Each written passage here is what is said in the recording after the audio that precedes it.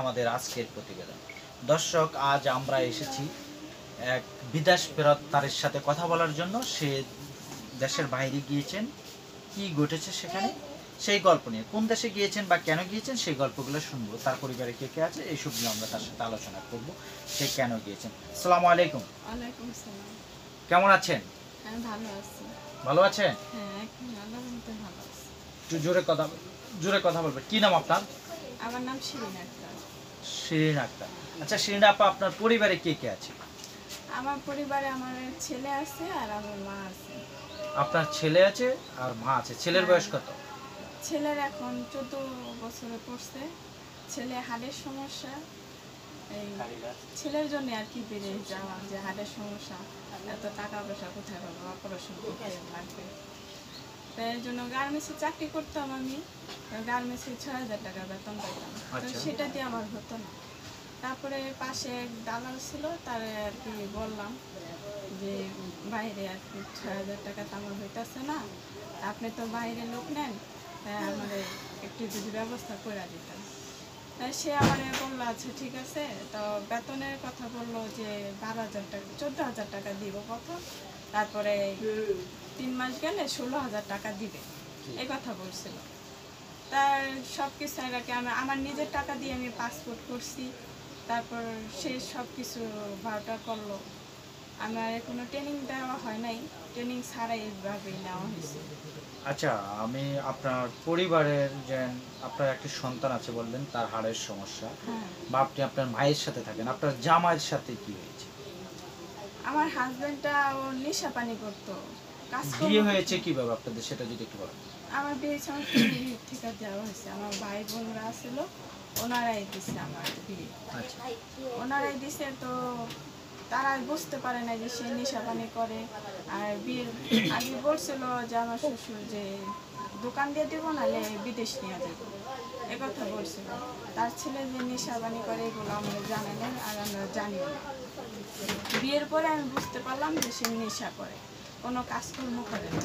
তা আমার ছেলেটা হইলো, হওয়ার পরে ছেলে যখন 4 বছর বয়স, মানে এতদিন আমি 4 বছরে দেখলাম তারে, দেখি যে না, সে ঠিক হইতাছে না। মানে আপনি বিয়ে হওয়ার পরে 4 বছর আপনি ট্রাই করছেন, তারপরে মানে দেখি মারধর করে, নেশাবানি করে, তারপরে কাজকর্ম করে না, খুবই কষ্টে আর কি। যেখানে যে কোনো মানে স্বামীর নিয়ে গেলে কোনো সম্মান পাওয়া যায় না, মানে যেখানে সেখানে মারধর করে, কোনো একটা সম্মান নাই তারে নিয়ে গেলে। মানে আপনি যেখানেই যান সেখানেই ঝগড়া লাগে। হ্যাঁ হ্যাঁ, মানে যারা নেশা করে আসলে তাদের মেজাজ একটু উগ্র ধরনের। হ্যাঁ হ্যাঁ। আপনাকে টাকা পয়সার জন্য মারধর করতে, নেশা করার টাকার জন্য? না না, নেশা পানি না আর কি। আমি এটার জন্য বাধা দিতাম যে আমার এগুলো পছন্দ না, এগুলা কেন করে, আবার কাজকর্ম করে না, এইভাবে কিভাবে সংসার চলে।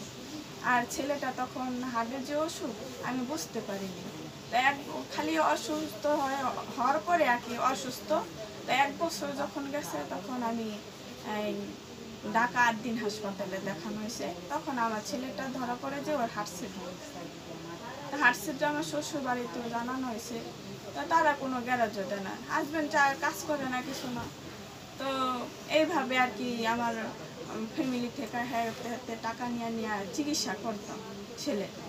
তো ওর বাবা কাজই তো করে না, দিব কোথা থেকে। এরকম করে মনে করেন 4 বছর আমি এইভাবে দিন কাটাইছি, খুবই কষ্টে। 4 বছর দিন কাটালাম, তারপরে দেখি যে ঠিক হইতাছে না। তারপর এরপর আমি তাদের ডিভোর্স দেওয়া হয়েছে। ডিভোর্সকে আপনি দিয়েছেন না সে? আমি দিছি। আচ্ছা, আপনার বাসা ছিল কোথায় তখন? নারায়ণগঞ্জে। নারায়ণগঞ্জ। হ্যাঁ। আচ্ছা, শ্বশুর বাড়ি রূপগঞ্জ, আর আমার বিয়ে রূপগঞ্জে বিয়ে হয়েছে, আর আমি থাকি নারায়ণগঞ্জ। ও আচ্ছা। আচ্ছা আপা, আপনি যে বিয়ে হয়েছে 4 বছর পরে আপনার মা হয়েছে, কিন্তু এর ভিতরে আপনি কখনো সুখে না, এই 1 বছর, বিয়ের 1 বছর পরে মা হয়েছে, কিন্তু এই মানে আপনি 4 বছর সংসারে আপনি কি কখনো সুখ পেয়েছেন? ভালো লাগার একটা মুহূর্ত যদি না বলেন। না, আমি কোনোদিনই সুখ পাই। কোনোদিনও সুখ পান? মানে আপনি কি আপনার পরিবারকে জানিয়েছেন? হ্যাঁ, আমার ফ্যামিলিতে জানে যে আমি সুখ পাইনি। আমার ফ্যামিলি সবাই বলছে যে ওরা ডিভোর্স দিতে ছাইড়া দেবে। আমার যা সম্ভাবনা ছিল সবই আমি বিক্রি করছি তার স্বামীর জন্য। মানে তাকে ভালো করার জন্য একটু চেষ্টা হ্যাঁ। করছেন। হ্যাঁ, চেষ্টা করছি কিন্তু পারিনি। এই জন্য 4 বছর পরে আমি তারা পারিনি, পরে আমি ডিভোর্স দিয়েছি। মানে এই যে সন্তানের জন্য আপনার যে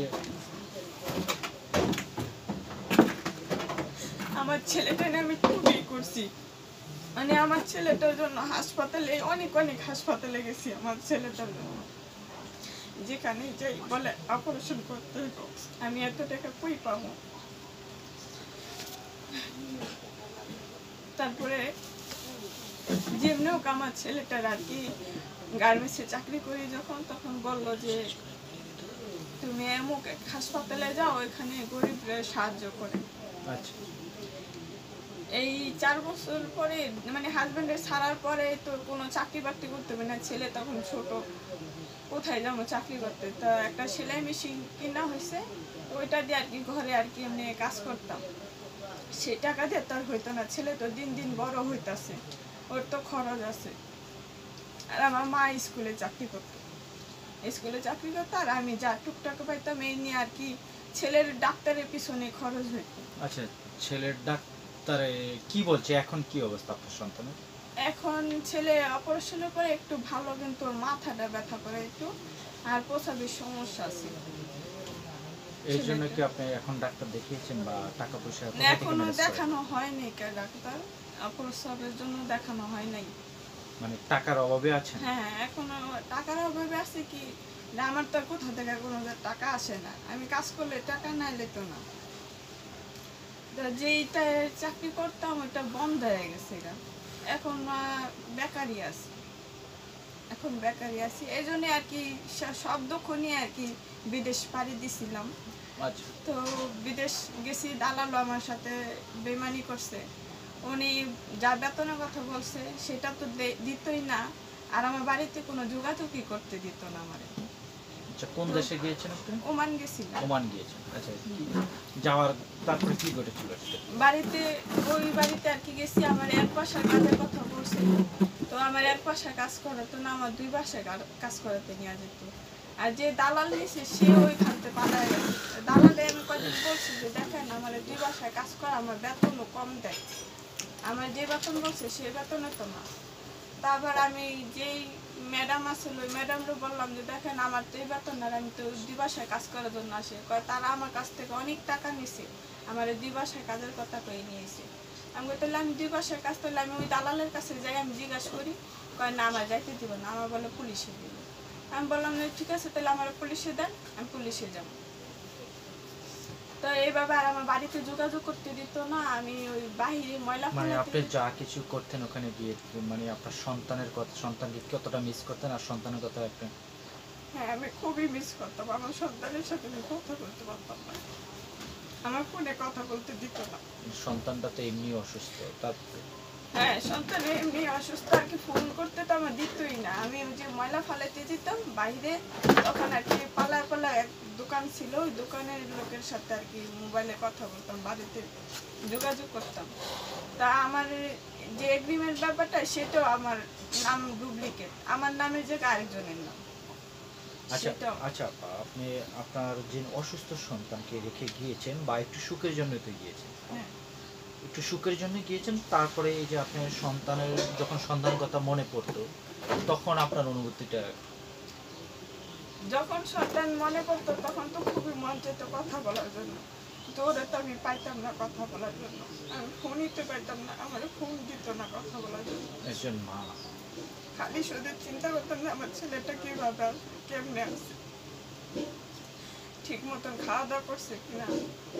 আমি আমার ছেলেটা খুবই মিস করতাম। আমি ছাড়া তো আমার ছেলেটা কেউ নাই দেখশন করা, শুধু মা আপনি তো আছে। জীবনে সুখ পাননি।